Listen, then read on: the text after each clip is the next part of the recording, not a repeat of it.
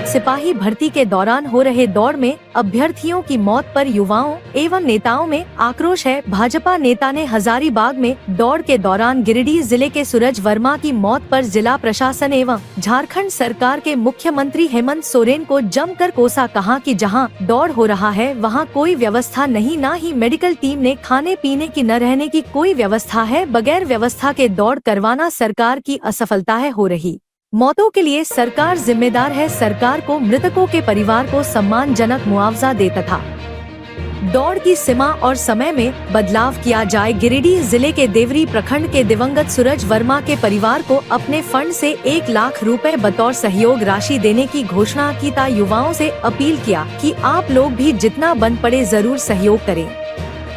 इस मुद्दे पर झारखंड की राजनीति गर्मा चुकी है। हेमंत सरकार पर विपक्ष हमलावर है।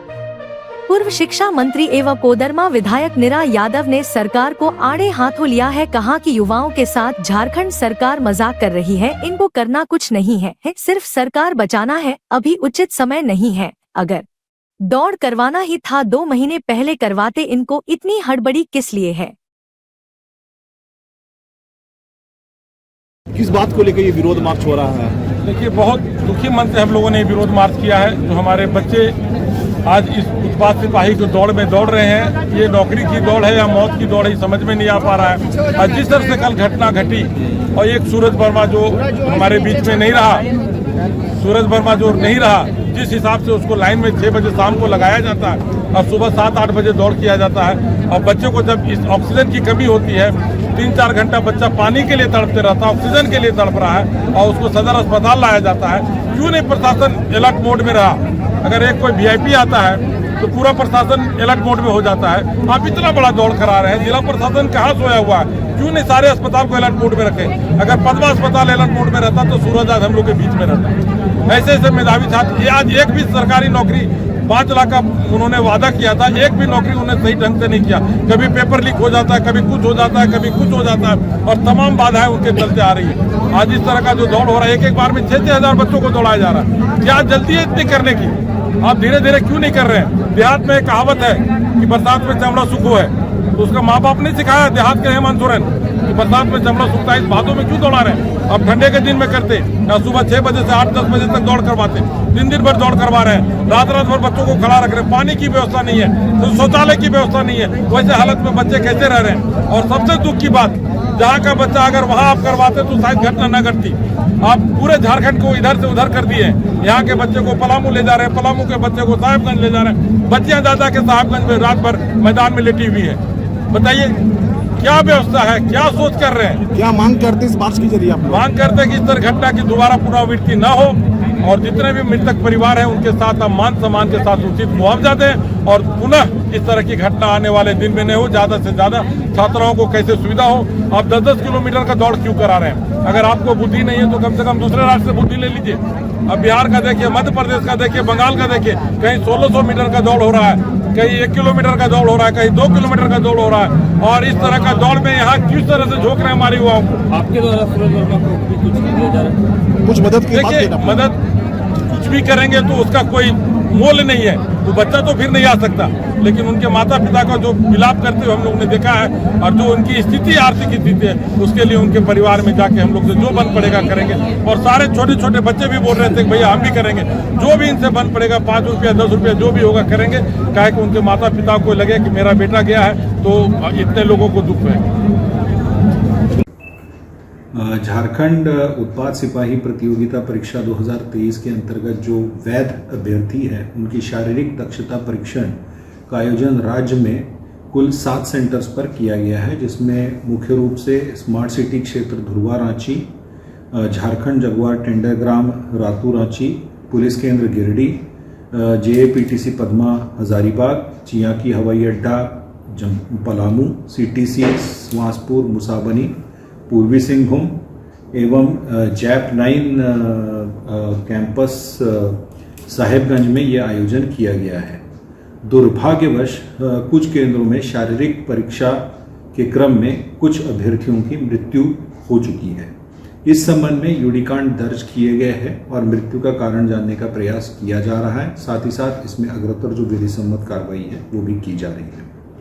सभी केंद्रों पर अभ्यर्थियों का पारदर्शी चयन प्रक्रिया एवं उनके सहयोग सुविधा के लिए बहुत सारी व्यवस्थाएं की गई है, जिसमें से कुछ सुविधाएं निम्न प्रकार से है। प्रत्येक केंद्र पर एक मेडिकल टीम, पर्याप्त संख्या में मात्रा में दवाएं, एम्बुलेंस गाड़ी इत्यादि की प्रतिनियुक्ति की गई है। दौड़ से पूर्व जो होल्डिंग एरिया होता है, वहाँ पर अभ्यर्थी जहाँ रुकते हैं दौड़ से पूर्व, उन्हें पर्याप्त मात्रा में पीने का पानी, ORS इत्यादि की भी व्यवस्था वहाँ पे की गई है। हर एक सेंटर पर पर्याप्त संख्या में स्ट्रेचर्स, मेडिकल बेड भी उपलब्ध कराए गए हैं। साथ ही साथ ये भी प्रयास किया जा रहा है कि दौड़ जो है प्रातः जल्द से जल्द प्रारंभ करते हुए उसे जल्द पूरा किया जाए, ताकि अभ्यर्थियों को गर्मी का कम से कम सामना करना पड़े। इसके अलावा चलन शौचालय की व्यवस्था सभी जगह की गई है। सभी जो बहाली बोर्ड्स है, जो फिजिकल एग्जामिनेशन के बोर्ड्स हैं, उनके पदाधिकारियों को यह स्पष्ट निर्देश दिया गया है कि जो पूरी प्रक्रिया है वो पूर्णतः पारदर्शी तरीके से चयन प्रक्रिया होनी चाहिए। इसके साथ साथ इसमें जो भाग लेने वाले अभ्यर्थी है उनके लिए यथासंभव सारी सुविधाएं उपलब्ध कर दी जाए।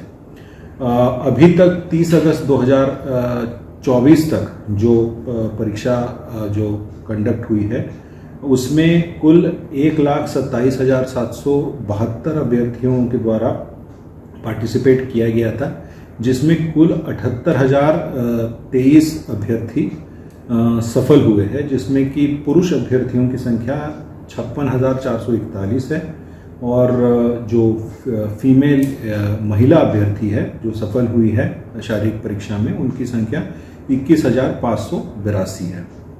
अनफॉर्चुनेटली जो अभी तक जो मृत्यु होने की जो बात है, उसमें